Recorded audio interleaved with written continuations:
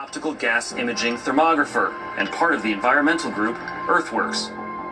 Simply put, she takes a $100,000 infrared camera around the country to monitor methane and other emissions. These emissions are invisible to the naked eye. If the public could see this, there would be no fracking boom. The air pollutant sulfur dioxide in the Permian Basin exceeds nationally mandated standards, and a recent study found that methane trapped heat at a rate more than 80 times that of CO2, accounting for a quarter of current global warming. But this is Texas, a state where the energy companies tell the regulators how much they are polluting.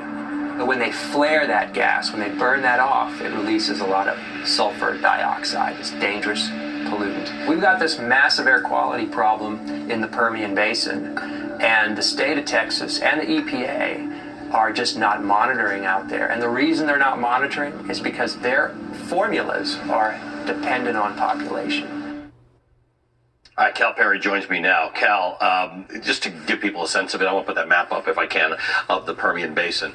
It's the size of Kansas. Yeah, it's huge. It's the size of a small country.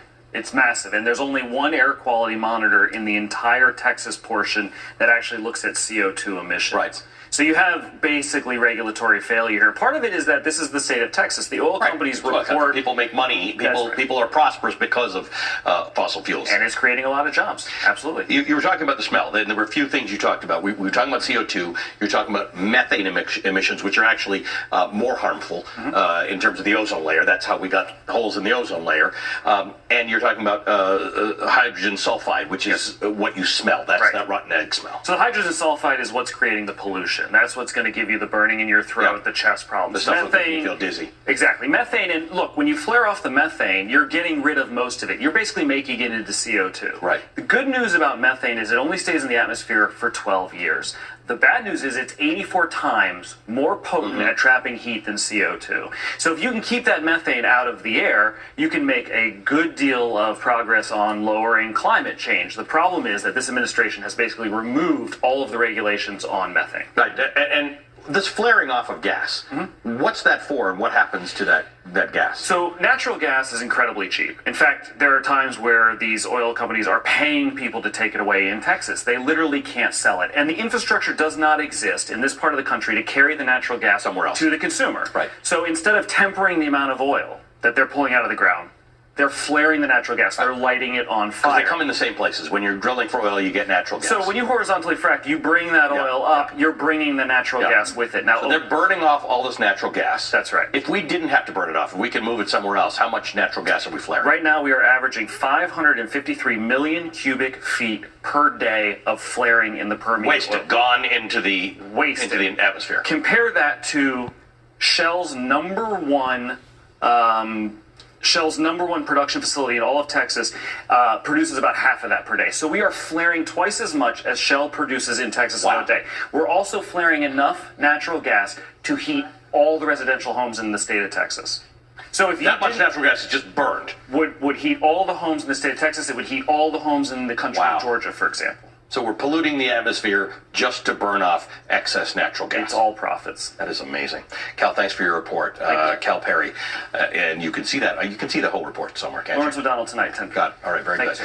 The Green New Deal, which was spearheaded by Senator Ed Markey and New York Democratic Congresswoman Alexandria Ocasio-Cortez, is the most notable and wide-ranging plan that's been put forward to fight climate change. I want to take a closer look at what that plan hopes to accomplish. The main goal is to cut global greenhouse gas emissions 40 to 60% below 2010 levels by 2030, and to neutralize human-caused greenhouse gases entirely by 2050. The plan also calls for an increase in the use of renewable energy like solar and wind power from about 10% today to 100% over the next decade. It would also overhaul the nation's transportation sector, which is America's biggest source of pollution, and invest in zero-emission vehicles like electric cars. The Green New Deal proposes a more sustainable food system to ensure that everyone has access to healthy food and clean water. It also goes beyond environmental policy by calling for universal health care, affordable housing, good-paying jobs for everyone,